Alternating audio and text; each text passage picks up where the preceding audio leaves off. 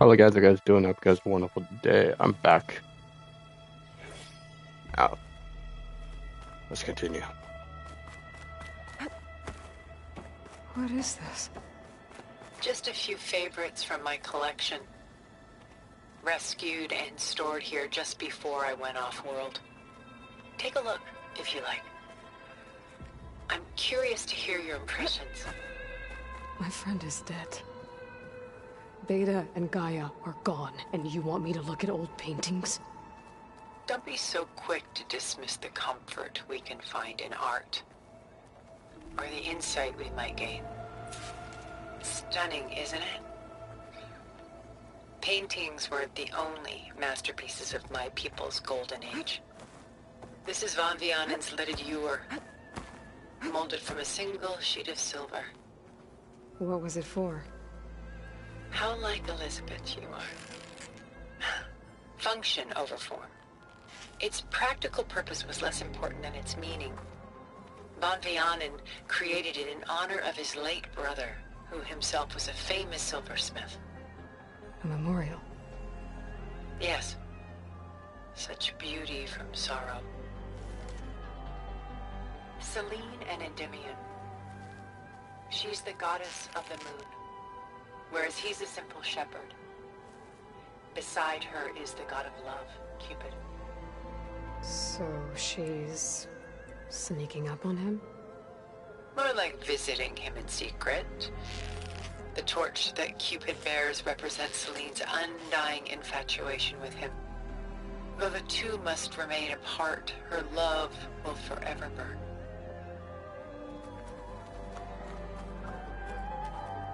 This is Rembrandt painting Jeremiah, a man in mourning. Mourning what? His home. The ancient city of Jerusalem. He foresaw its impending doom, but could do nothing to prevent it. So instead, he saved its treasures from destruction, just as I saved these works. You could say we're kindred spirits. A portrait of the painter, Rembrandt's son Titus, depicted in the habit of a monk. I don't get it. Why would someone like you, with infinite resources, care about this painting of a boy in a hood? It's not the image itself, but the feeling it conveys. The face is bright and defined, but his eyes are downcast, heavy with misfortune. And the background seems to swallow all light. The painting is infused with a sense of loss. I guess I understand how the painter feels. Rembrandt's The Night Watch, by far the most famous painting my homeland ever produced. It was commissioned to honor a militia made up of influential citizens. I guess you must have been an influential citizen? In my day. But not as influential as you've been in this new world. The Gust, by Willem van de Velde, the most famous of his many maritime paintings. A ship crossing into the unknown. I guess you're familiar with that. Indeed, which is why I appreciate this composition in particular. Though waves and wind threaten to destroy the ship, it perseveres, clinging to the light even as darkness closes in all around it.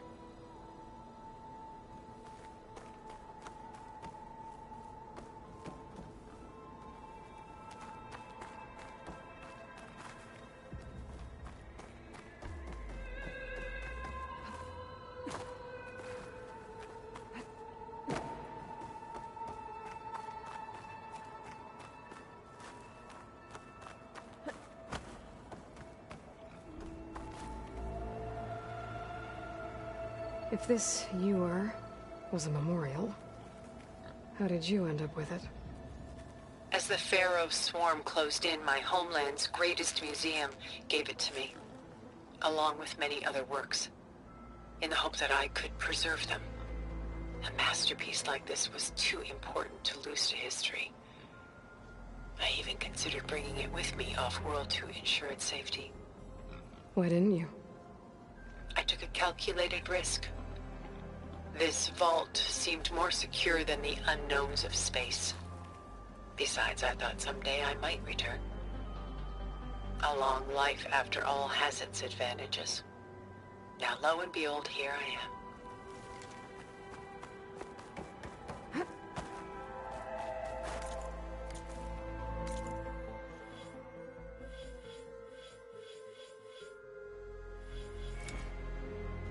Mhm.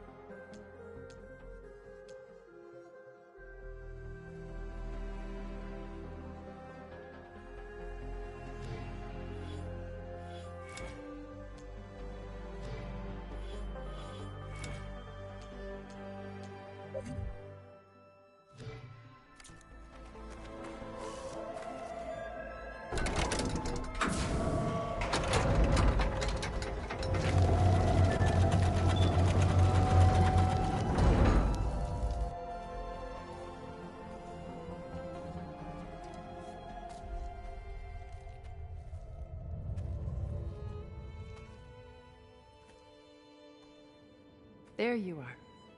Feeling better? How did you find us? At the cauldron? And what did you do to everyone right before I passed out? All business, I see.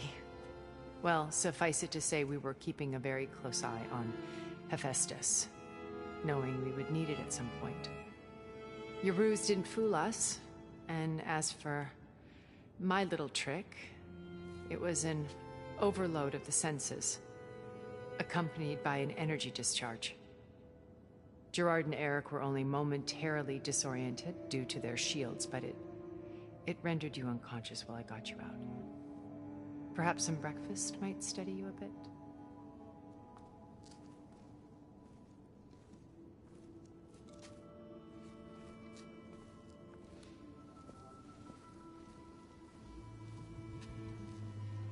This was your house.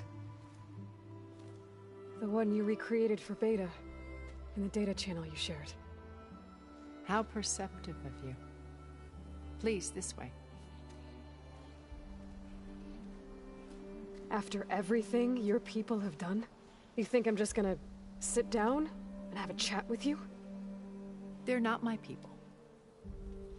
They never were, and especially not now. You shot off into space with them, and lived with them for 1,000 years before coming back. So what made you suddenly turn on them? Quite simply, this. I held focus. You repaired it? But that means you've seen... Incredible things. What you've accomplished in 2 decades of life.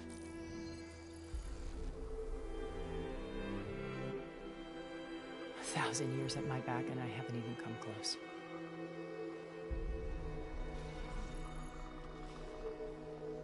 I'm sorry if I invaded your privacy, but I had to. In order to understand. To be enlightened. You truly are Elizabeth's blood. With her drive, her sense of mission,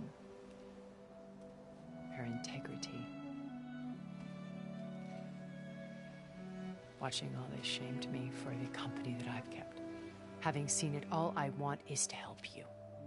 Even if it means stopping your friends? Especially so. Please, sit down.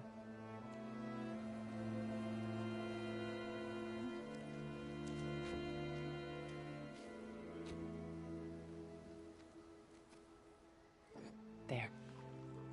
That's better. Now, we must recover Beta and Gaia at all costs. By now, you must know that Gerard intends to use Gaia to reboot the Earth's biosphere. Remaking this world to specifications that would only suit us immortals. This process will kill every living thing on the planet. He calls it a clean install. Not if I stop him first. Not if we do. And once he and the others are gone, we can work together to fulfill Elizabeth's dream. I'm sure Beta told you that there's a build of the Apollo database on board our ship. A complete collection of human knowledge. With that and Gaia, we could do everything Elizabeth wanted. Heal the biosphere, educate the people of this world, uplift them. Create the world she imagined. Let's not get ahead of ourselves. From what I've seen, your friends are invincible. I do wish you would stop calling them my friends. And they're not invincible. In fact, a friend of yours has found a way to defeat them. Silence.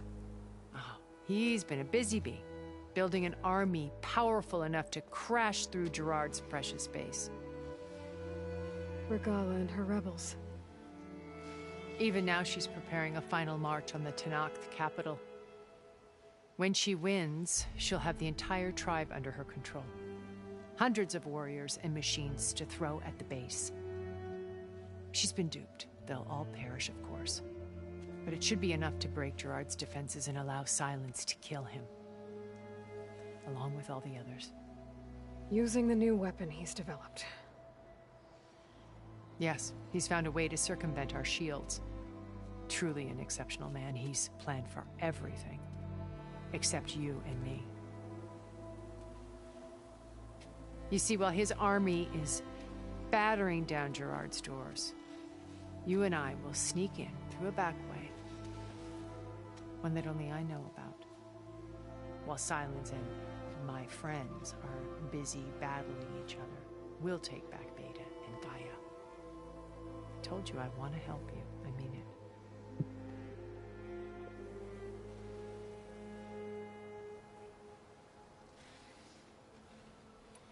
My old focus. How did you find it, let alone repair it? When we encountered you at the Hades Proving Lab, Gerard saw you as a redundancy. I knew better. You were a revelation. After your dramatic escape, bravo, by the way. Gerard and Eric assumed you were dead and gave up the hunt. I wasn't so sure. When the others were busy, I returned to the lab and searched for any trace of you. That's when I found this little treasure. Not easy to repair, but certainly worth the effort. As I watched your life unfold, you were like a splash of color on a worn canvas. What Liz was, and more. Did you show it to the others? Of course not. It was your actions that inspired me to defy them. It's worth noting that if I hadn't found it and watched its contents, I wouldn't have known to save you at the cauldron. You'd be dead. So I should be grateful? If you like.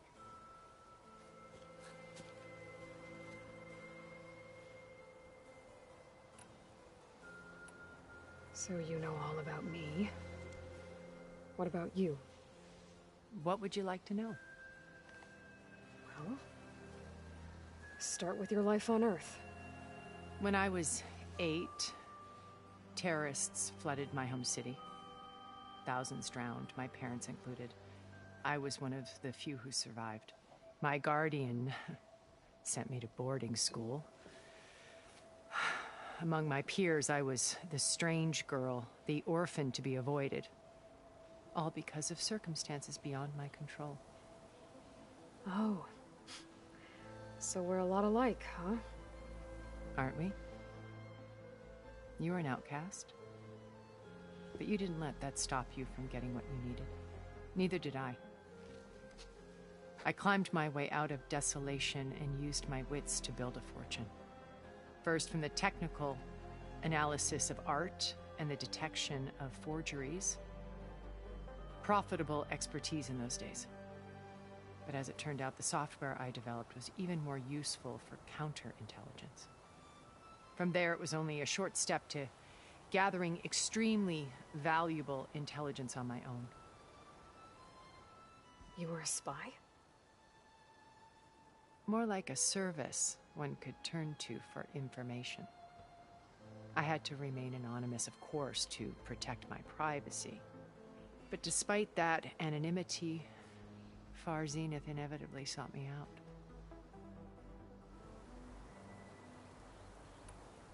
What happened when Far Zenith approached you? They painted an irresistible vision of humanity's future. One where we need not fear illness or death, where we explored the furthest reaches of the stars and thrived. It was only later that I realized that they only intended to bequeath this future to the rich and powerful. By the time I finally figured it out, the walls were closing in, Pharaoh's machines were devouring the Earth. So I accepted Far Zenith's invitation to a berth on the Odyssey. I wanted Liz to come, but she had nobler plans, as you well know.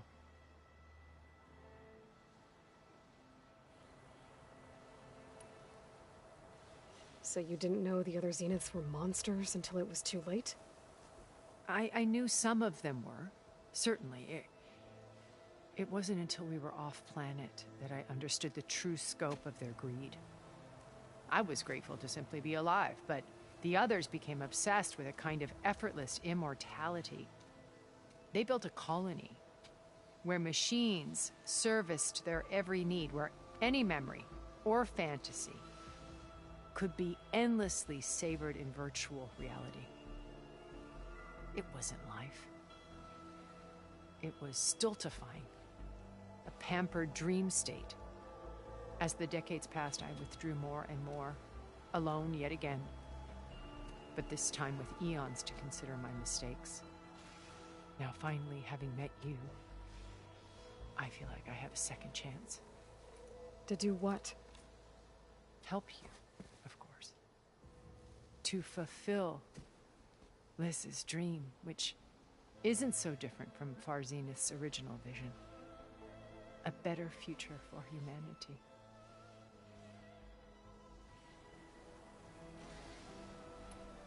You said Beta is not in urgent danger, so what are the Zeniths doing to her? Putting her to work. Merging Hephaestus with Gaia. A difficult, time-consuming task, as I'm sure you know. They will compel her if need be. But her life is not in danger. She's the only one who can do it. Because you people made her to be nothing but a tool. Gerard's idea, not mine. They always viewed me with suspicion when I attempted any form of kindness towards her. That's why I created the data channel. A virtual place where we could speak in peace. So this channel you shared with Beta, none of the other Zeniths ever found out about it? Gerard believes he's the most cunning of all of us. Even after 1,000 years, he still can't imagine that I would outwit him. The channel allowed me to interact with Beta away from their mistrustful eyes. It offered us a chance to be ourselves. Until you cut off all contact. Yes, though it pained me. I was worried that our meetings would do her more harm than good. Well, she felt like you tossed her aside. I was afraid the others would find out and punish her. She may not have had the comforts of friendship anymore, but at least I ensured she was safe. I know it seems harsh, but you must believe that her well-being has always been paramount to me. Why did you make the data channel look like this place? I built this house as a shelter to weather any storm. A safe place. Not just for me, but for the art stored below. Cultural artifacts of incalculable value. Truly some of the greatest achievements of human civilization. And you wanted Beta to see them? Yes. Her upbringing was so cold and technical. I thought if she could experience Vermeer and Rembrandt, it would bring something else into her life. A heritage every bit as valuable as the scientific and technical data being drummed into her. I'm sorry I had to cut off contact, but I'll never regret sharing this house with her. She needed its shelter even more than I did. Beta told me your colony was destroyed. That you came back to Earth because you had nowhere else to go. It's true. After we reached our destination, a planet in the Sirius star system, we spent decades building a new home. The physical constraints of Earth, the boundaries of mortality, gone. think of what we could have done with it. It might have been a utopia. Instead, we stagnated, absorbed in effortless comforts and virtual realities. It took a cataclysm to finally yank us out of our stupor. What happened? A massive geological event. We knew of instabilities in the planet core, but we underestimated them. By the time the collapse was upon us, it was too late to stop it. Only a few of us made it to the ship in time. We set course for Earth, the only safe harbor left to us. Which you decided to make unsafe for anyone else. Not me. Gerard. He believes it's better to wipe the canvas clean than work around the smudges. No more primitive tribes, no more combat machines, only a blank slate to do with as he pleases. But we will stop him. All we have to do is get into that base. What exactly is your plan to sneak into the Zenith base? We will make use of a lesson I learned from an early age. Always know your exits. In this case, a place where Gerard's new construction meets the ancient foundation, a passage that only I can access. When Silence flings his army at the base, we will enter through this back door, bypassing most of the fighting. The distraction will provide us with a window in which to rescue Beta and Gaia. Once we're inside the base, where will we find Beta and Gaia? Here in the command center. By then, Gaia will have been reunited with all of its subordinate functions, including Hephaestus. What about the alpha build of Apollo on your ship? A simple matter of recovery once the others have been dealt with. With that in hand, we'll have everything we need to make this world as it should be.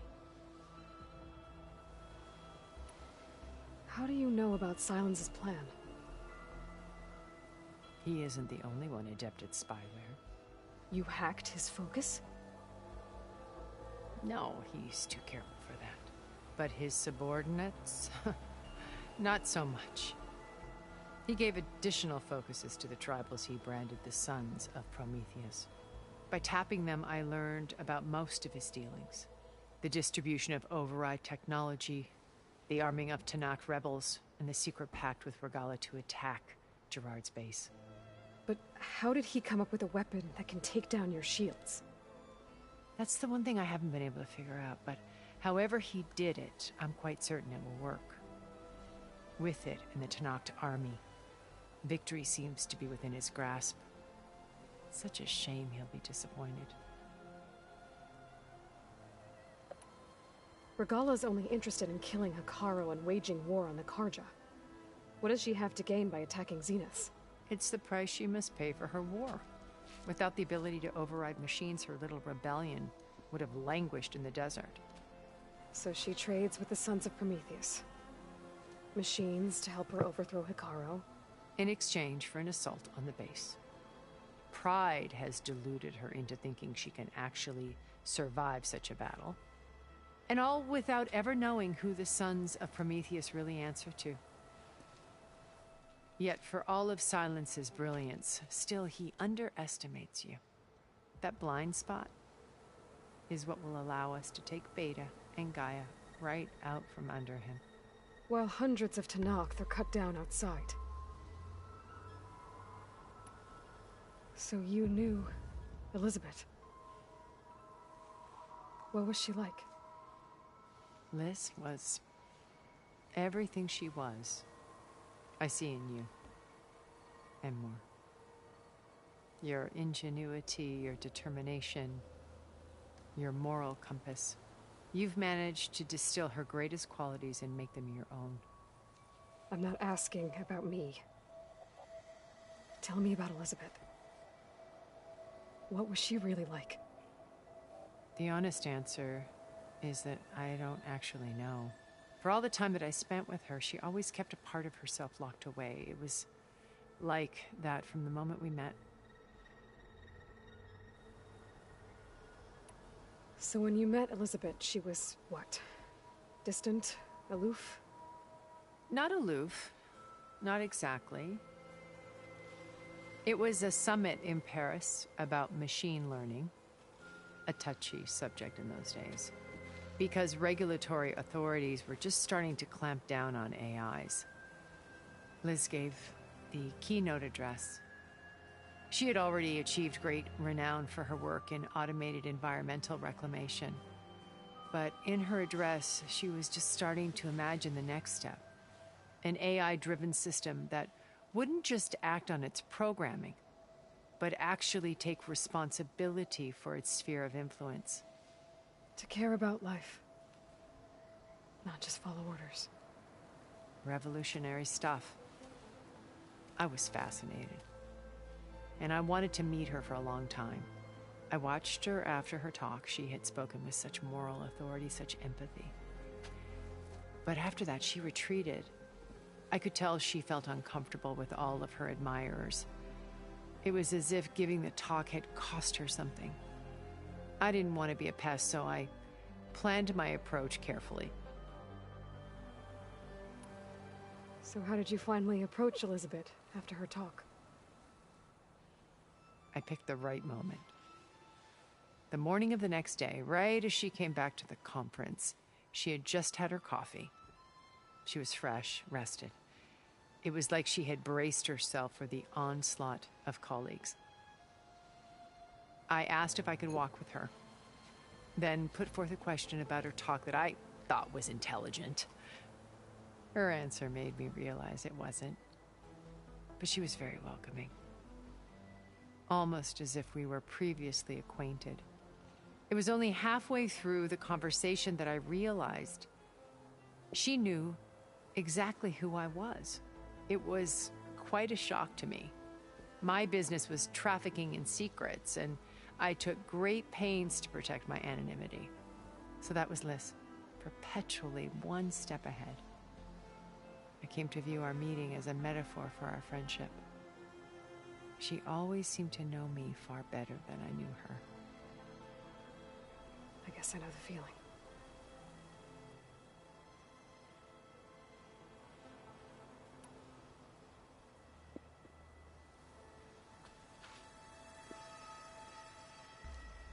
First Varl. Now Hikaru and the Tenakth. Your plan would wipe out an entire tribe. There has to be another way. We are in an admittedly desperate situation, but I assure you there isn't. Remember Zero Dawn. Elizabeth's sacrifice. Sometimes many have to die for a new world to grow. If it looks impossible, look deeper. Wait. The data channel. It still exists, doesn't it? I need you to open it. Let me talk to Beta. Impossible. We might be detected. It's worth the risk. There is another way, one where the Tenakth survive. But we won't. If the others... If you want to help, open it.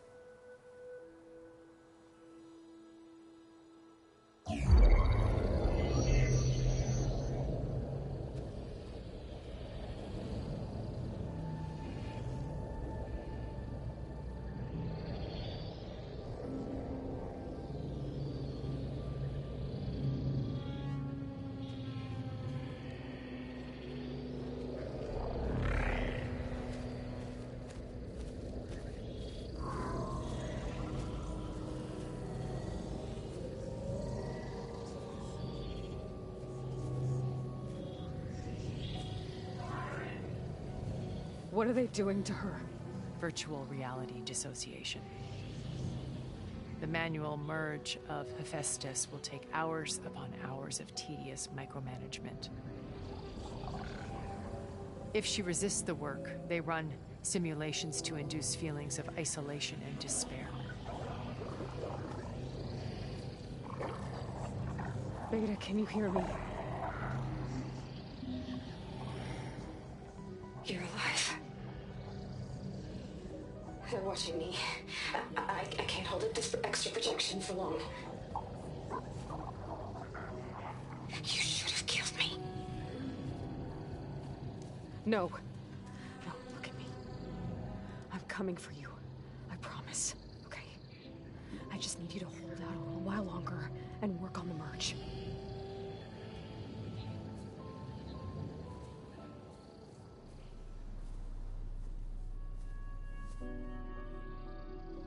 Then I think it can be done. I'll contact again when it's time. Can you hold on? As long as I know you're coming for me, I can endure anything.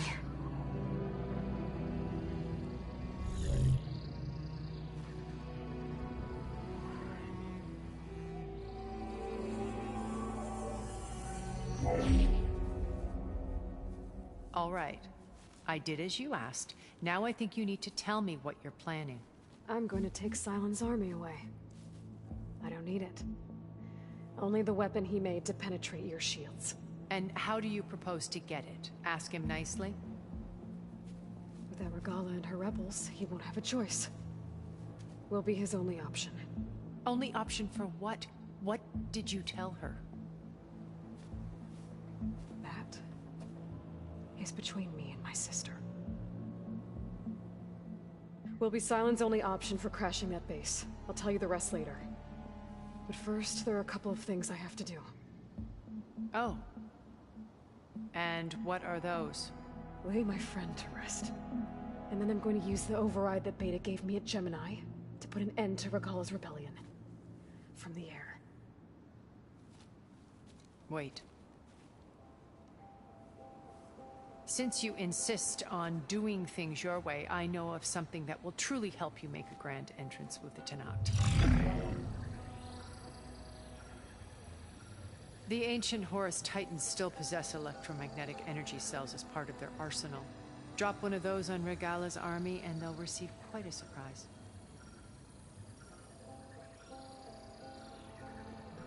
So go, do what you must. I'll come to your base if you manage to bring Silence to the table. Not if. When.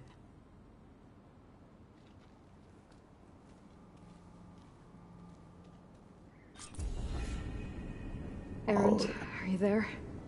Aloy! Aloy, is that really you? Yeah, it's me. Where's everyone else? We're all... we're back at base. What happened? It might be easier to explain in person. I'll try to join you there when I can. Okay.